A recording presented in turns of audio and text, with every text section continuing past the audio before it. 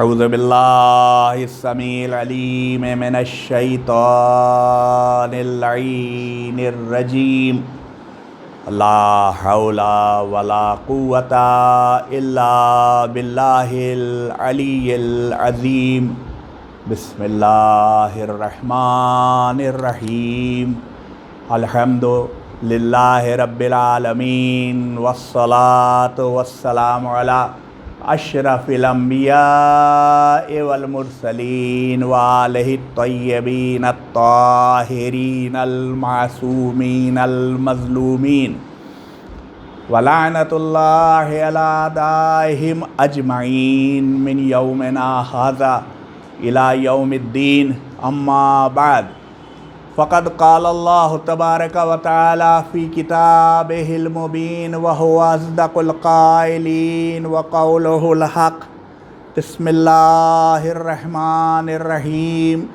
تلک امۃ قد خلت لہا ما کسبت ولکم ما کسبتم ولا تسألون عما كانوا يعملون صلوات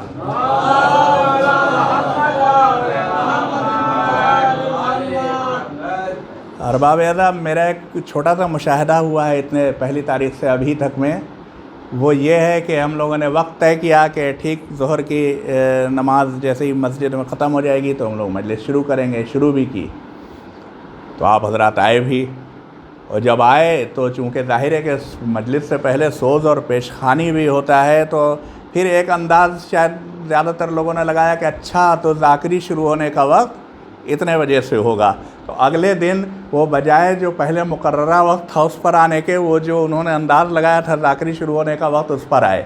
نتیجہ یہ ہوا کہ بھئی سوز بھی شروع کرنے کے لیے 4-5 لوگ تو چاہیے نا، 3-4 لوگ سامنے بیٹھے ہوں، تو سوز شروع ہونے میں ذری سی دیر ہوئی، اور وہ ذری سی تاخیر کے بعد سے پھر اگلی بار لوگوں نے انداز لگایا کہ نہیں وقت بڑھ گیا ہے، تو ایسے ہوتے ہوتے آج کھسکتے کھسکتے جو مجلس ختم کرنے کا وقت تھا اس وقت کے اوپر آپ حضرات نے مجھے ممبر پر بھیجا ہے، تو آپ جانیے صلوات بھیجیں محمد علیہ۔ 1:45 بج رہے ہیں، میں قصوروار نہیں ہوں، آپ پوچھ لیجیے سراج سے، میں 12:30 سے یہاں بیٹھا ہوا ہوں۔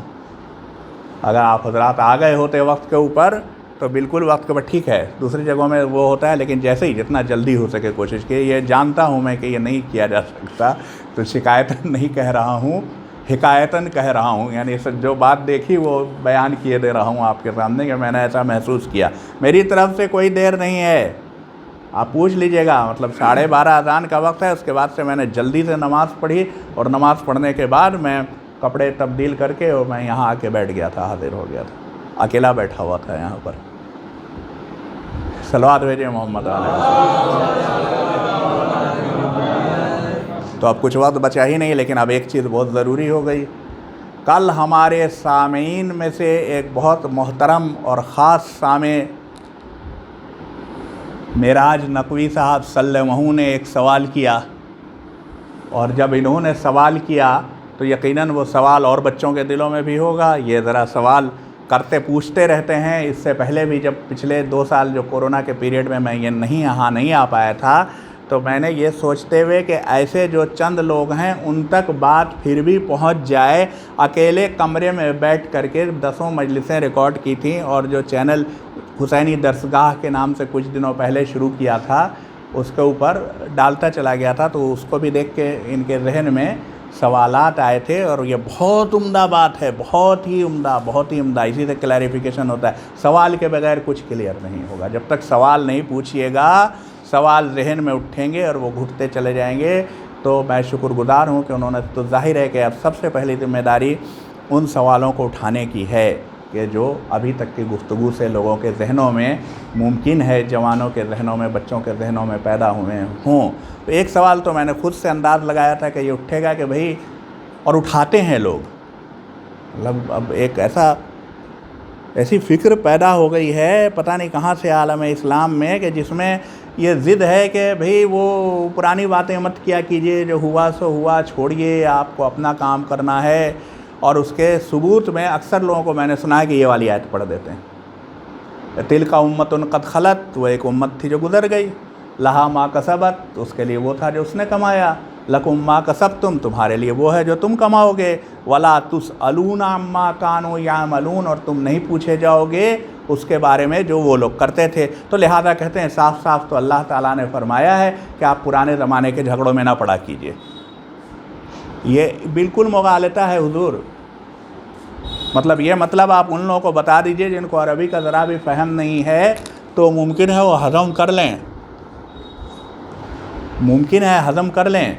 जिसने ज़रा भी अरबी का फ़हम पैदा करने की कोशिश जो करता है, या कुरान के ऊपर नज़र डालने की वाकई कोशिश करता है कि इसका मफ़हूम क्या होगा, वो इस बात को नहीं हज़म करेगा। वजह बहुत साफ़ है, दो बातें हैं, बता चुका, मैं फिर बता रहा हूँ, इसलिए कि मुगालता है, इस मुगालते में मत पड़ जाना, इस एरर में मत चले जाना कि अल्लाह ने यह कहा है कि गुज़रे हुए लोगों को याद न किया करो, ऐसा हरगिज़ नहीं कहा है। बल्कि इसी आयत में और इससे पहले वाली आयतों का तसलसल तकरीबन 2 पेज का ये बताता है कि पहले वाले लोगों के जो गुज़रे हैं, अंबिया गुज़रे हैं, जो इमाम गुज़रे हैं, बल्कि इमाम में कहूँगा जो गुज़रे, पहले हज़रत इब्राहीम को इमाम अपॉइंट किया गया और उसके बाद से उनकी ज़ुर्रियत में और इमाम पहले गुज़रे, तो वो जो गुज़रे उन सब के बारे में जानो कि ये हज़रत इब्राहीम किस तरह से इमाम मुंतखब हो गए, इन्होंने क्या क्या अमल किया, ये किस तरह से अमल करते थे, इनकी प्रायोरिटीज़ क्या थी, ये सिलेक्शन क्या करते थे जब इनके सामने मसला पैदा होता था, तो ये किस कसौटी के ऊपर कस के एक चीज़ को खरा मानते थे और दूसरे को खोटा मान के कहने वाले के मुंह पर फेंक देते थे इब्राहीम। खासियत उनकी यही है, नमरूद के मुंह पर भी इसी वजह से आग में डाले गए थे, और कोई वजह थोड़ी थी, इसी वजह से, क्योंकि बकौल कुरान फबहतल लज़ी कफ़र, वो मबहूत हो गया। और जब कोई ताकतवर पावरफुल इंसान मबहूत हो जाता है तो वो वायलेंस के अलावा उसके सामने कोई चारा नहीं रहता है, फिर वो सीधे वायलेंस के ऊपर उतर आता है। ये पुरानी तारीख़ है इंसानियत की। तो लिहाजा इब्राहीम को आग में उसने डाला था। तो कुरान की ये आयत मुसलसल बयान करके, ये आयत और इस आयत से पहले का तसलसल, कोई भी चीज़ कॉन्टेक्स्ट में आती है, अकेले नहीं आती, तो इससे पहले का तसलसल ये साबित करता है कि ये इतना अहम है, याद रखना, कि अल्लाह ख़ुद उस कहानी को दोहरा रहा है, एक के बाद दो, दो के बाद तीन, तीन के बाद चार, सबकी ये हुआ, ये हुआ, ये हुआ। याकूब का वक्त याद करो कि जब उनके सामने मौत आई थी तो उन्होंने अपने बेटों को बुला के पूछा कि मेरे बाद तुम किसकी इबादत करोगे, वगैरह। तो ये सब, अगर इस आयत का मफ़हूम ये होता कि पुराने लोगों की बात पूछने पाछने की ज़रूरत नहीं है, उन्होंने जो किया उसका हिसाब वो अपना दे लेंगे, अच्छा या बुरा जो होगा, तुमको अपना हिसाब देना है, तुम ना पूछो। अगर ये मफ़हूम होता तो उससे ठीक पहले इतनी कहानियाँ ना बयान की गई होती। एक दूसरा, बहुत सीधी सी अरबी ज़बान है कि जब पहले हर्फ के ऊपर पेश लगा होता है, किसी लिए पूछ लीजिएगा, तुसअलूना है, तुम नहीं पूछे जाओगे, यानी तुमसे नहीं पूछा जाएगा। ये कतई कुरान ने नहीं कहा है कि तुम ना पूछा करो। सलवात भेजे मोहम्मद तुम ना पूछे जाओगे का मतलब यह है कि सिर्फ इसमें खुश ना हो जाओ कि हम नस्ल इब्राहीम में से हैं। और इसीलिए अब सीधे सवाल के जवाब के ऊपर आ जाता हूँ। सवाल का जवाब तो खैर नहीं, किसी चीज़ का कोई जवाब हतमी नहीं होता है, उस मसले को थोड़ा सा हम लोग डिस्कस करते हैं, उसके ऊपर बात करते हैं जो जहन में पैदा हुआ।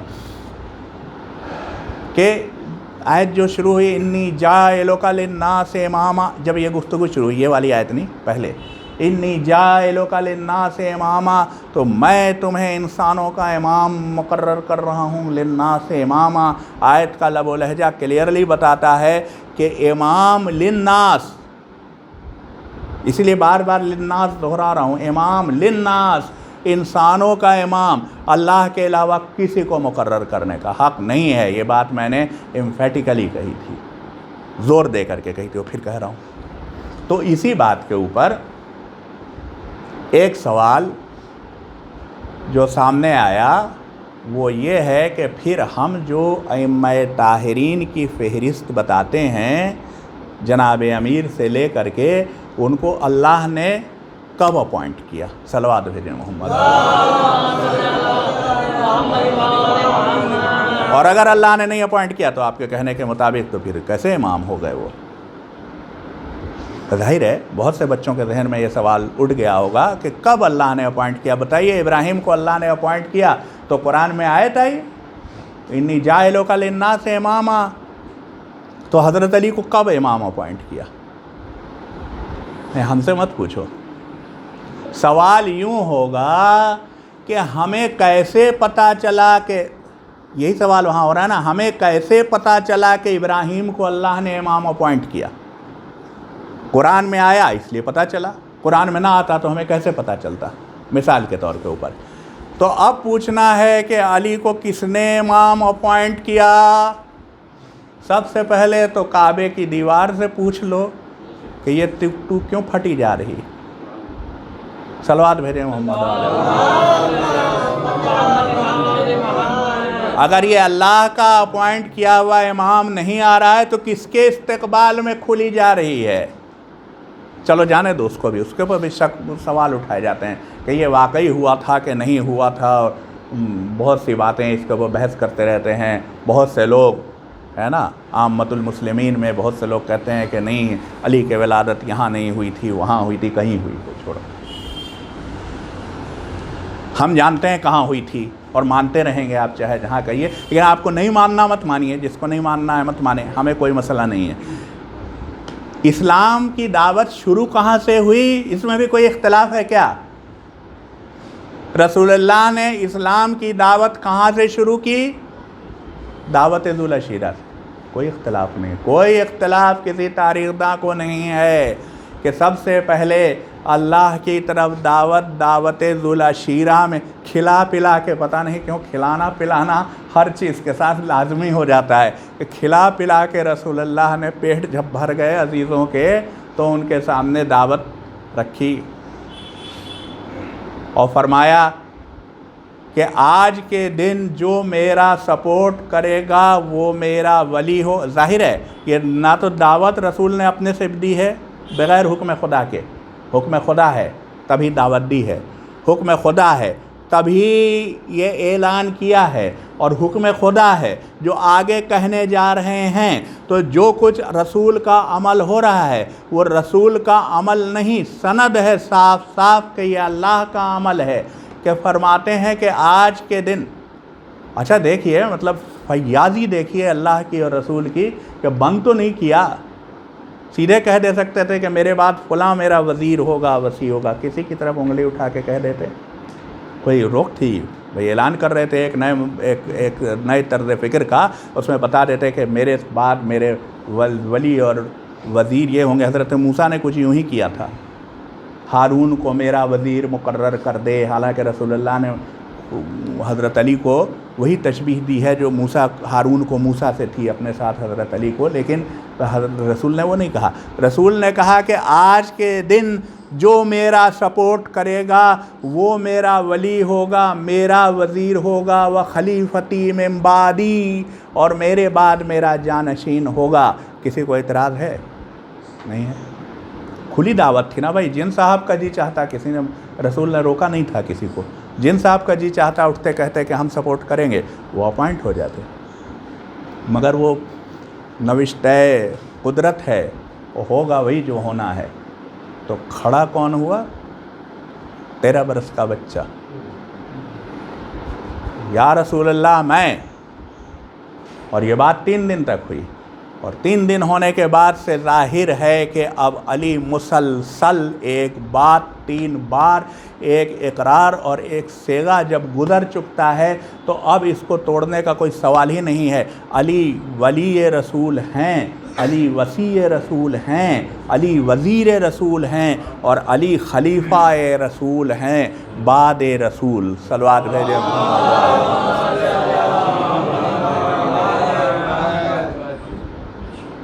اچھا، یہ اللہ تعالیٰ کو بھی خوب معلوم ہے کہ انسانوں کی یادداشت بڑی کمزور ہوتی ہے، اور پبلک کی تو انتہائی کمزور ہوتی ہے.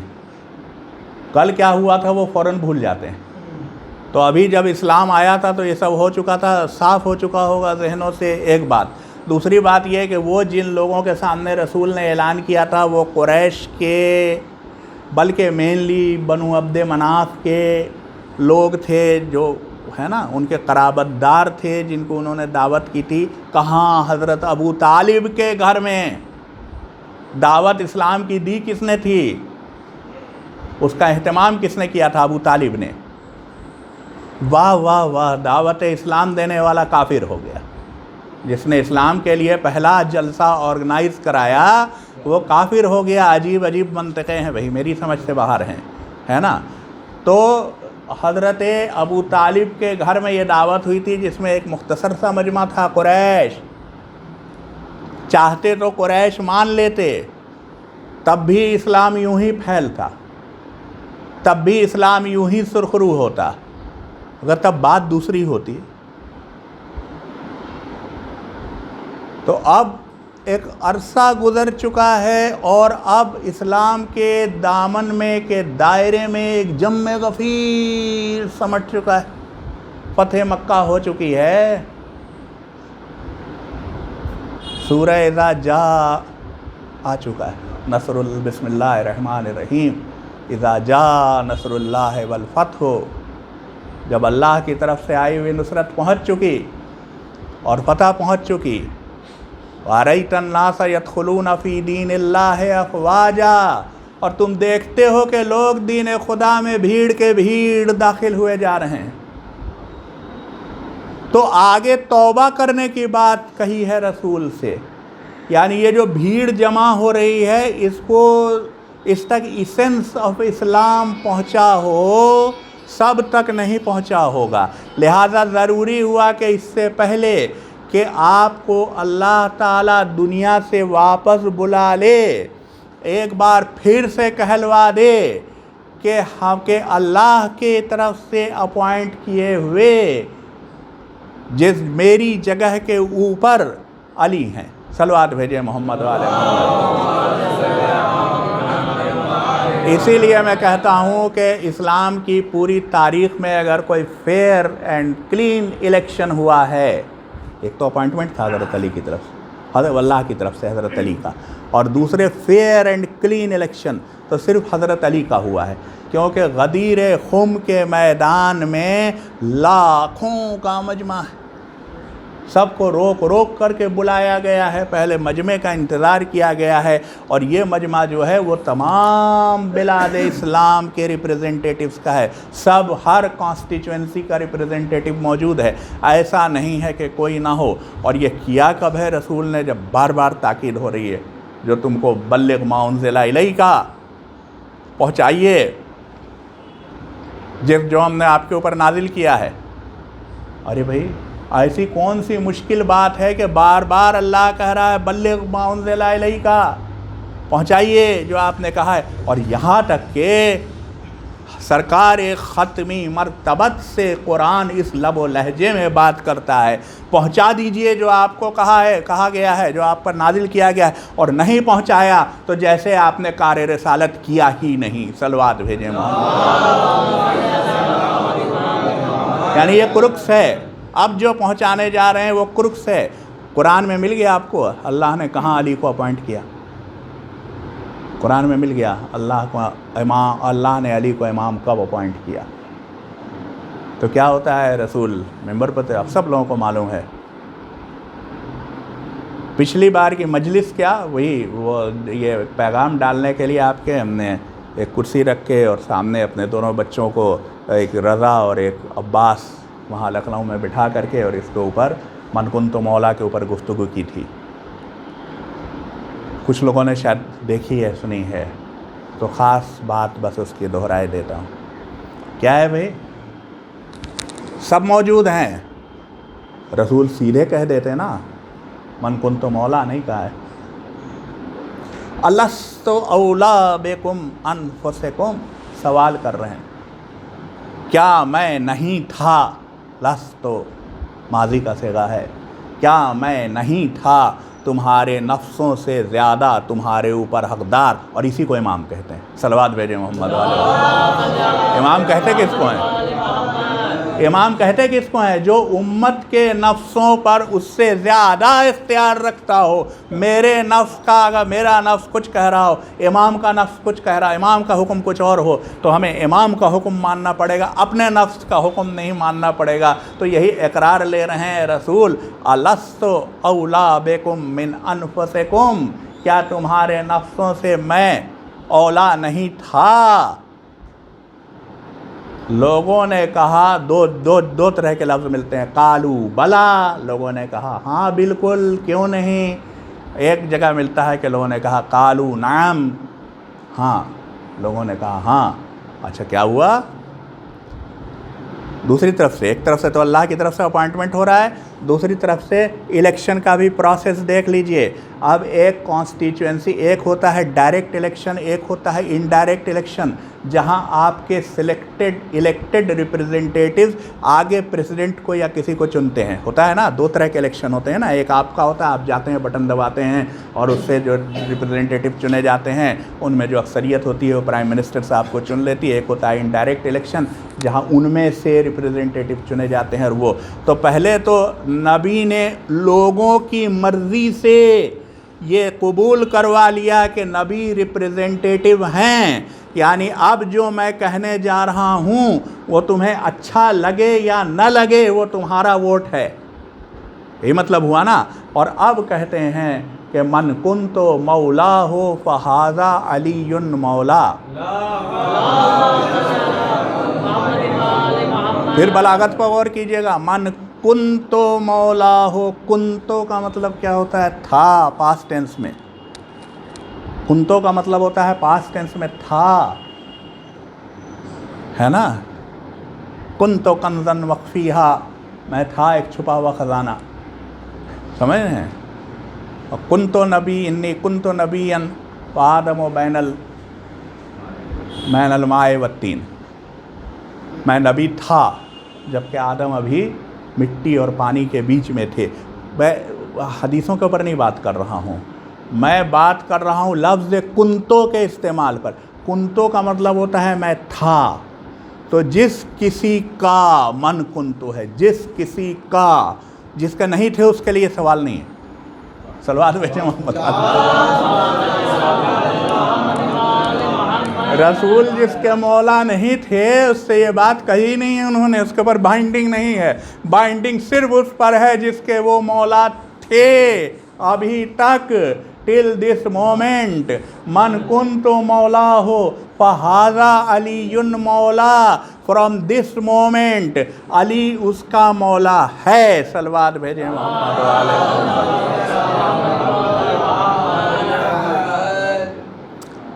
غور سے دیکھیے گا، آپ کو انداز میں charge handing taking over ceremony نہیں دکھائی دے رہی ہے. آؤٹ گوئنگ انکمبینٹ، انکمنگ انکمبینٹ کی پہچان کراتا ہے، اس کو اپنی کرسی پر بٹھا دیتا ہے، خود دوسری کرسی پر بیٹھ جاتا ہے. تو سوائے اس کے کہ رسالت، خود رسول فرما چکے ہیں، سوائے اس کے کہ رسالت ختم ہو چکی رسول کے بعد، تو اب علی صرف امام کہلائیں گے. یہ بھی بات سمجھ لیجئے کہ رسول امام بھی تھے، پیغمبر بھی تھے، ٹھیک ہے نا. علی صرف امام کہلائیں گے، علی نبی اور پیغمبر نہیں کہلائیں گے. وہ سلسلہ جو کلام پاک کی آیتیں آنے کا تھا وہ ختم ہو رہا ہے، منقطع ہو جائے گا. اب وہ آگے ویسے نہیں چلے گا. تو اب علی صرف امام ہوں گے. مگر امام کون ہے؟ منصوص من اللہ، جس کے اوپر اللہ کا اپوائنٹ کیے ہوئے اللہ کی نص ہے کہ یہ امام ہیں. صلوات بھیجیں محمد والے محمد. تو شاید یہ بات واضح ہو گئی ہوگی کہ علی کو اللہ نے کب امام اپوائنٹ کیا. ہو گئی واضح؟ نہیں ہوئی ہے؟ ہو گئی، کسی حد تک ہو گئی کہ علی کو اللہ نے کب امام اپوائنٹ کیا. ہمیں کیسے پتہ چلا؟ مطلب کیا تو ابراہیم کو بھی کیسے کیا، ہمیں کیسے پتہ چلتا؟ ہم کیسے انداز لگا لیتے ہیں کہ علی کو اللہ نے امام اپوائنٹ کیا. تو علی کو اللہ نے اس وقت امام اپوائنٹ کیا. پھر سوال ہوگا حسن کو کس نے اپوائنٹ کیا؟ یہی سوال آیا تھا نا. چونکہ امام منصوص من اللہ، اب جو صرف امام بلکہ للناس امامہ کی خالص شکل اب سے شروع ہو رہی ہے. ابراہیم کے وقت میں ابراہیم نبی بھی تھے، امام بھی تھے، ہے نا. رسول کے وقت میں رسول امام بھی تھے، نبی بھی تھے. لیکن اب جو ہوگا وہ صرف امام ہوگا. تو اللہ تعالیٰ کے لیے ضروری ہے کہ اب سے قیامت تک کے لیے اماموں کی فہرست امام اول تک پہنچا دی ہو. کیسے پہنچی؟ یہ ایسے راز ہیں سربستہ جن کے بارے میں ہم سے سوال نہ کیجئے. ممکن ہے رسول نے پہنچائی ہو، ممکن ہے اللہ نے کسی بھی طریقے سے پہنچائی ہو، مجھے نہیں پتہ، لیکن پہنچا دی۔ اور علی خود سے حسن کو اپوائنٹ کر رہے ہیں امام حسن علیہ السلام کو صلوات بھیجے محمد۔ پھر سلسلہ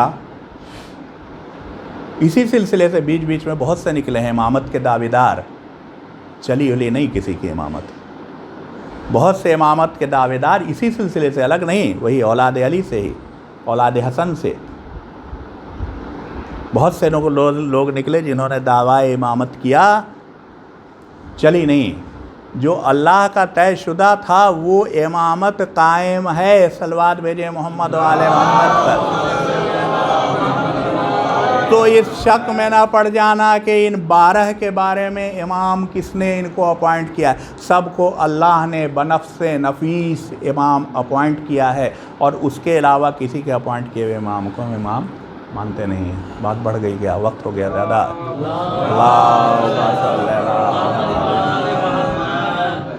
ایک چھوٹی سی بات عرض کر دیتا ہوں، اس لیے پچھلے سال کی مجلس سب نے نہیں دیکھی ہوگی، پچھلے سال کی تقریر، تو سب لوگوں کے لیے عرض کر دوں کہ بڑا جھگڑا ہے اس روایت کو کہ ہاں غدیر خم میں ایسا ہوا تھا، شاید ہی کوئی ہو مورخ اسلام کا جو کہتا ہو کہ نہیں ہوا تھا، کوئی میری نظر سے نہیں گزرا، سب کہتے ہیں ہاں ہوا تو تھا، مگر رسول نے یہ تھوڑی کہا تھا کہ وہ میرے بعد جو ہیں وہ میری جگہ پر میرے جانشین ہو جائیں گے، انہوں نے تو کہا تھا کہ جس کا میں مولا تھا اس کے علی مولا ہیں، اور مولا کے تو بہت سارے مطلب ہوتے ہیں، مولا کا مطلب حاکم ہوتا ہے، مولا کا مطلب غلام ہوتا ہے، مولا کا مطلب قرض دینے والا ہوتا ہے، مولا کا مطلب قرض لینے والا ہوتا ہے، مولا کا مطلب عطا کرنے، اور مزے کی بات یہ ہے کہ مولا کے جو مطلب ہیں وہ صرف یہ نہیں کہ بہت سارے ہیں، بہت سارے مطلب تو بہت سے الفاظ کے ہوتے ہیں، الٹے مطلب ہیں، دیکھ رہے ہیں نا آپ، مولا کا مطلب حاکم بھی، مولا کا مطلب غلام بھی،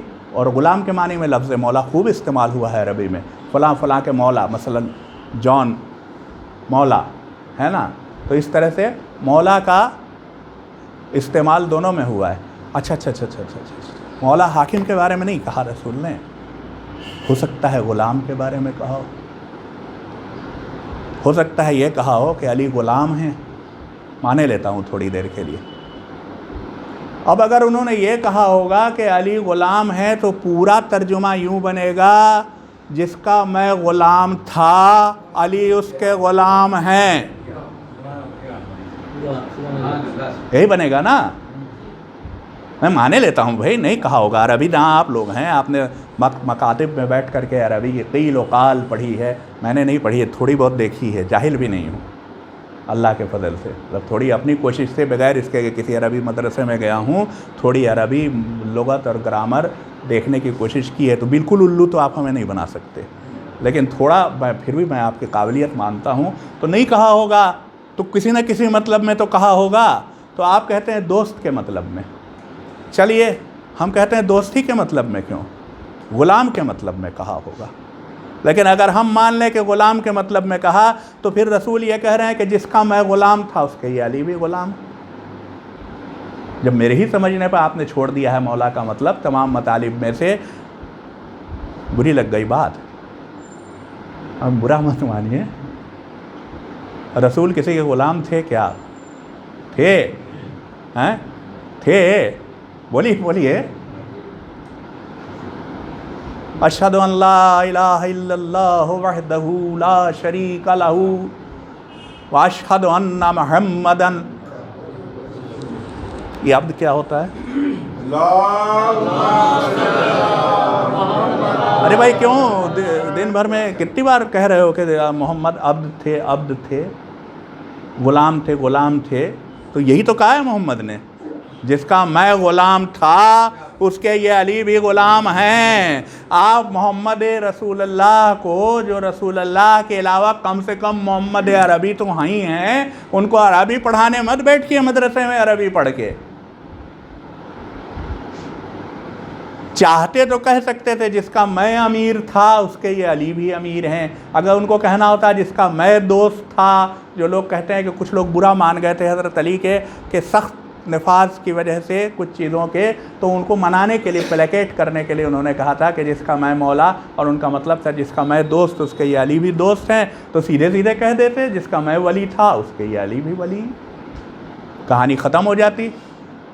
अब या तो माज़ल्लाह रसूल को अरबी नहीं आती थी, आपको आती है, और या मतलब सिर्फ ये निकालना पड़ेगा कि रसूल ने लफ्ज़ मौला के हर मानी में अली को आपको मौला अपॉइंट किया है। सलवात भेजे मोहम्मद वाले, मेरे मतलब को गौर से समझिएगा, और मौला का मतलब डिक्शनरी में जाके देख लीजिएगा।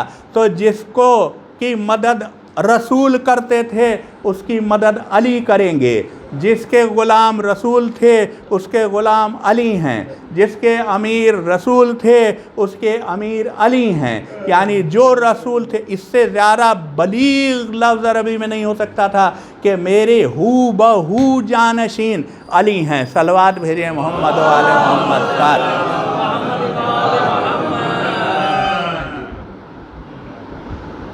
मुश्किल ये होती है कि जब इंसान कुछ चीज़ों को पहले से मान लेता है और उसकी पर्दापोशी करने की कोशिश करना शुरू कर देता है, तो तरह तरह की बातें बनानी पड़ जाती हैं, और तरह तरह की बातें ना बनानी पड़ें इसलिए दिमाग को साथ। तो ये शायद किसी हद तक मुमकिन है, पूरी तरह से शाफी जवाब ना हो, और किसी भी सवाल के जवाब के सिलसिले में या किसी तरसील इल्म के सिलसिले में किसी इंसान के ऊपर डिपेंड मत करना। बच्चों, आपसे कह रहे हैं, ये मत सोच लेना कि वो वहाँ गए थे हम जावेद चचा के यहाँ, उनके भाई जो हैं मसूद साहब, और इज्तबा दादा के बारे में हम सुनते हैं बड़े काबिल आदमी थे, और उनके भतीजे हैं तो इसलिए वो बड़े काबिल होंगे, या ये कि उन्होंने पढ़ी लिखी बातें बहुत किया करते हैं तो उन्होंने बैठ के मेंबर से कहा इसलिए हम मान रहे हैं ना। कोई जिम्मेदारी नहीं है मेरी। पुराने ज़माने में आज से 50-100 साल पहले तक लोगों के साथ ये मजबूरी थी कि किताबें दस्तयाब नहीं थी, 1-2 लोगों के पास होती थी। अब सारी किताबें दस्तयाब हैं, तुम्हारे हाथ में फ़ोन है, उस पर इंटरनेट है, ढूंढो ना। इस्लामी कुतुब के भी, शी कुतुब के भी लोगों ने मेहनत कर कर के बड़े बड़े ज़ख़ीरे ऑनलाइन जमा कर दिए हैं। और इसके अलावा मैं बिल्कुल साफ कहता हूँ, मैं उस तर्ज़ गुफ्तगू और तर्ज़ फ़िक्र से हाथ जोड़ के कतई मुत्तफ़िक़ नहीं हूँ कि जो लोग ये कहते हैं कि आप तो इसका ही मतलब नहीं जानते तो आप आगे क्या समझेंगे। अरे आप क्या शुरू से जानते थे? मकतब जाने से पहले से आपने भी जाना तो हर बच्चा, हर इंसान, हर दिमाग पोटेंशियली जानने के लिए बिल्कुल बराबर से तैयार है। शर्त ये है कि ढूंढो, मान ना लिया करो बस यूँ ही कि फ़लाँ ने कह दिया इसलिए हम माने ले रहे हैं। उससे शुरुआत होती है। हमने तो बात तुम्हारे दिमाग में डाली तो तुम्हारे दिमाग में शुरुआत हुई, इसको खुद ढूंढो ना। भाई खुद ही तुम्हारे सामने या तो इसकी दलील पर आएगी या इसकी रद्द आएगी, दो में से एक ही बात तो होगी। डरते क्यों हो? ढूंढो, अल्लाह का नाम लेकर के ढूंढो, मौला का नाम लेकर ढूंढो, है ना। अऊज़ु बिल्लाह कह के ढूंढो, ला हौला वला कुव्वत कह के ढूंढो। शैतान नहीं आएगा बीच में, घबराओ नहीं। शैतान से हिफाजत के बहुत से तरीक़े बताए जा चुके हैं। ढूंढो, डरो नहीं, ढूंढो। ढूंढने के ऊपर हमेशा लगो। सलवात भेजें मोहम्मद।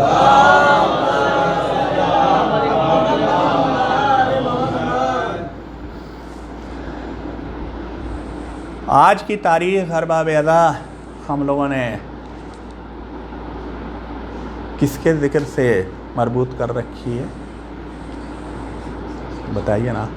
हैं हज़रत औना मोहम्मद, हज़रत औना मोहम्मद, मतलब यहाँ इस मेंबर से हज़रत औना मोहम्मद का तज़किरा होता रहा है। हो सकता है अलग अलग अदाखानों में अलग अलग तरीक़े से होता हो यहाँ। और इस सिलसिले में एक वाक़या बचपन से सुनते आए हैं, अपने अब्बा से, अपनी फूफू से, सब लोगों से सुनते आए हैं कि हमारे दादा मरहूम जो थे सैयद अज़हर हुसैन साहब, वो इस तारीख़ को यहाँ से परसिया पढ़ते थे हज़रत औना मोहम्मद की शान में। पाए क्या हज़रत ज़ैनब ने भी नायाब पिसर। मेरे बचपने तक उसका एक नुस्खा कहीं था, अब्बा ने कुछ उसके बंद लिख के हमें दिए थे, लेकिन मैं ढूंढ रहा हूँ, मुझे मिल नहीं रहा है, नेट पर भी नहीं मिला। अगर आप लोगों के गालिबन मीर वहीद का है तो अगर आप लोगों को कहीं से इस मरसिए का नुस्खा मिल जाए तो मुझे ज़रूर इनायत कीजिएगा। पाए क्या हज़रत ज़ैनब ने भी नायाब पिसर। تو اس زمانے میں دستور یہ تھا کہ سامنے اگالدان رکھے جاتے تھے. ابھی تک ہو سکتا ہے جو ذرا بڑے لوگ ہیں ان کو یاد ہوگا کہ یہاں فرش کے اوپر اگالدان رکھے جاتے تھے اور یہاں بڑا اگالدان رکھا جاتا تھا. تو پڑھتے پڑھتے ان کے طبیعت خراب ہوئی اور ان کے منہ سے خون آنا شروع ہوا. وہ ایک بند پڑھتے تھے اور خون کی ایک ابکائی ان کو آتی تھی اور وہ اس میں خون تھوکتے جاتے تھے، یہاں تک کہ خون سے وہ اگالدان، بڑا اگالدان لبریز ہو گیا، بلکہ شاید کئی بار پھینک کے پھر رکھا گیا. اور ابا نے ان سے سنا تھا کہ جب وہ اس مصرعے کے اوپر پہنچے کہ زیر علم زینب کے لال زیر علم آ کھڑے ہوئے. جب وہ اس مرثیے کے اوپر پہنچے کہ زینب کے لال زیر علم آ کھڑے ہوئے تو ان کو ایسا لگا، ان کی نظروں کے سامنے اس وقت غش کھاتے ہوئے ذہن نے ان کے دیکھا کہ ان کو لگا کہ ایسا احساس ہوا کہ جیسے ریگستان میں سبز علم کا پرچم کھلا ہوا ہے، پرچم پھہرا رہا ہے اور دو چھوٹے چھوٹے بچے سبز عمامہ باندھے ہوئے اس علم کے نیچے آ کے کھڑے ہوتے ہیں اور پھر ان کو کچھ نہیں یاد، وہ بے ہوش ہو گئے. جب ان کو ہوش آیا تو انہوں نے پوچھا کہ لوگوں سے کہ لوگ بھی خوش ہوئے سب لوگ. پردادا ہمارے، ان کے ابا والد ان کے زندہ تھے، ان کی زندگی کا واقعہ ہے اور لڑکپن کا واقعہ ہے ہمارے دادا کے. تو لوگوں نے پوچھا تو بتایا گیا، کیا نام تھا ریحان بھائی، ہم بھول جاتے ہیں حکیم صاحب کا، حکیم ملا صاحب. تو لوگوں نے بتایا کہ حکیم ملا صاحب کا علاج ہو رہا ہے. تو انہوں نے کہا کہ فوراً حکیم ملا صاحب کے پاس ہم کو لے چلیے. کیا ہوا کہا نہیں، ہم حکیم ملا صاحب کو ہی بتائیں گے کہ کیا ہوا. تو اس کے بعد اب یہ مجھے نہیں یاد کہ لے جایا گیا تھا اس بیماری میں یا حکیم ملا صاحب تشریف لائے تھے، خود سے آئے ہوں گے. تو انہوں نے پوچھا کیا بات ہے. تو انہوں نے ان سے پوچھا کہ آپ نے نسخے میں کشنیز مقشر لکھا ہے. حکیم صاحب حیران ہو گئے، تم کو کیا پتا کشنیز مقشر؟ میں نے کہا کہ نہیں، بتائیے لکھا ہے کہ نہیں لکھا ہے. اگر نہیں لکھا ہے تو 4 ماشا یا 6 ماشا کچھ مقدار سمیت اتنا اس میں بڑھا دیجئے. میں نے کہا یہ تم بتا رہے ہو؟ ہم نہیں بتا رہے ہیں. جب ہم غشی میں تھے تو ہم نے خواب میں دیکھا کہ آپ مؤدب کھڑے ہیں میرے بستر کے سامنے اور میرے سرہانے ایک بزرگ آ کے کھڑے ہوئے ہیں اور انہوں نے کہا کہ لاؤ نسخہ دکھاؤ اس بچے کا. آپ نے ان کی طرف نسخہ بادب بڑھایا. میں نے انہوں نے نسخے کو دیکھا اور دیکھ کے کہا کہ ہاں ٹھیک تو لکھا ہے، بس اس میں کشنیز مقشر اتنا اضافہ کر دو. اور حکیم صاحب خوشی کے مارے، ان کا برا حال تھا، انہوں نے کہا کہ واہ واہ، تم نے میری طبابت کی آج سند دے دی، میری طبابت کی سند دے دی کہ جناب امیر نے میری طبابت کے اوپر میرے نسخے کو اپروو کر دیا ہو جیسے. اور پھر اس کے بعد سے آخر وقت تک دادا مرثیہ پڑھتے رہے، وہی مرثیہ پڑھتے رہے، زور زور سے پڑھتے رہے اور کبھی ایسا واقعہ نہیں ہوا کہ ان کے منہ سے دوبارہ خون آ گیا. اور ساری زندگی منہ سے خون نہیں آیا، فالج سے ان کا انتقال ہوا تھا بعد میں، لیکن یہ والی بیماری ان کو دوبارہ نہیں ہوئی. بہرحال بزرگوں کے واقعات ہیں سنے سنائے. اب اس سے جو بھی مطلب نکالنا ہو، میں مطلب فی الحال صرف یہ نکالتا ہوں کہ آج کی تاریخ میں اس منبر سے حضرت اون و محمد کا تذکرہ ہونا ہے. اون و محمد مختلف طریقے سے حضرت عبداللہ ابن جعفر کی اولاد جو کربلا میں شہید ہوئی، ان کا تذکرہ ملتا ہے مختلف جگہوں کے اوپر. بعد میں حضرت اون اور حضرت محمد کا ہے، بعد میں ایک شہزادے کا اور ہے، عبید اللہ بن عبداللہ بن جعفر. لیکن مشہور جو ہے، جو تمام ہمارے ہاں خاص کر کے ہندوستان کی عزاداری میں جو مشہور ہے، وہ حضرت اون و محمد کا تذکرہ ہے، ساتھ ساتھ شہادت کا تذکرہ ہے. تو میں اس میں اپنی کوئی دخل اندازی کیے بغیر جیسے تذکرہ ہوتا آیا ہے ویسے آپ حضرات کے سامنے اس لیے عرض کیے دے رہا ہوں کہ اس رضا خانے سے بھی شہزادوں کا پرسہ بنت فاطمہ کو اور فاطمہ زہرا صلی اللہ علیہ کو دیا جا سکے. اون و محمد حسب و نسب میں کون ہے؟ جو حضرت اون نے خود اپنے رجز میں پڑھا ہے کہ اگر تم مجھے نہیں پہچانتے ہو تو پہچان لو، تم میں سے جو نہیں پہچانتا ہے وہ پہچان لے. میں اون ہوں، میں جعفر کا پوتا ہوں. جعفر جو شہید ہوئے اور جو جنت میں اپنے سبز پروں سے اڑتے ہیں، جو تیار ہیں، جو رسول کی حدیث ہے کہ اللہ نے جعفر کو پر عنایت کیے، تو حضرت عون نے خود پوتے کس کے ہیں؟ جعفر طیار کے۔ پھر کہتا چلو اس کا مطلب پر پوتے کس کے ہیں؟ کس کے ہیں بھائی؟ بچے لوگ بتائیے، ہیں کس کے پر پوتے ہیں؟ ایک ہی نام آئے گا گھوم گھوم کے، تاریخ اسلام پہ احسان کی بات ہوئے گی تو ایک ہی نام گھوم گھوم کے پلٹ پلٹ کے آتا، حضرت ابو طالب کے۔ وہی حضرت ابو طالب، دنیا کا اصرار ہے کہ وہ کافر تھے، انہی کے پر پوتے ہیں، ہے نا؟ بہت اچھے کافر تھے جنہوں نے اپنی ساری نسل کو قربان کر ڈالنے کے لیے تیار کیا۔ ابراہیم کی دعا کو، جو ابراہیم کے خواب کی تکمیل جنہوں نے اپنے خون سے کرائی، سچ کہیں تو ابراہیم اسلام ابو طالب ہیں۔ صلوات بھیجیں محمد والے۔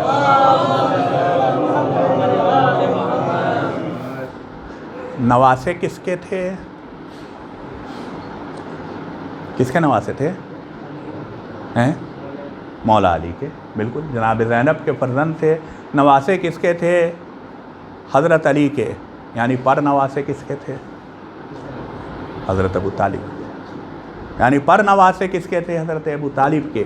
تو یہ چھوٹے چھوٹے بچے، جو مشہور روایت ہے اس کے مطابق، مختلف روایتوں میں بہت سارے سن لکھے ہیں، مختلف روایتوں میں بہت طریقے سے لکھا ہے کہ یہ کب امام حسین السلام کے اس کے قافلے کے ساتھ ساتھ کب سے چلے، کب ان کے ساتھ ملے، وغیرہ وغیرہ۔ وہ بہت طرح کی روایتیں ہیں، اور روایتیں چونکہ بہت بعد میں بھی لکھی جاتی رہی ہیں تو کوئی دو روایتوں کو بالکل ہو بہو ملا دینا بہت مشکل کام ہے، لیکن ہمارے ہاں یہ مشہور ہے اور اس میں کوئی حرج نہیں ہے کہ یہی روایت دہرائی جائے۔ تمام مرثیوں میں تمام مشہور مرثیہ نگاروں نے اسی روایت کو بڑے شد و مد سے، خدائے سخن میر انیس نے، سب نے لکھا ہے کہ یہ دونوں صاحبزادے 9 برس اور 10 برس کا سن ہے، 9 برس اور 10 برس کا سن ہے، 9 برس اور 10 برس کا سن ہے، جو کربلا میں جناب زینب کے ساتھ تشریف لائے ہیں۔ یوں نہیں تشریف لائے ہیں، ان کے والد بزرگوار نے، ان کے والد ماجد نے ان کو اپنی نیابت کرنے کے لیے جناب زینب کے ساتھ بھیجا ہے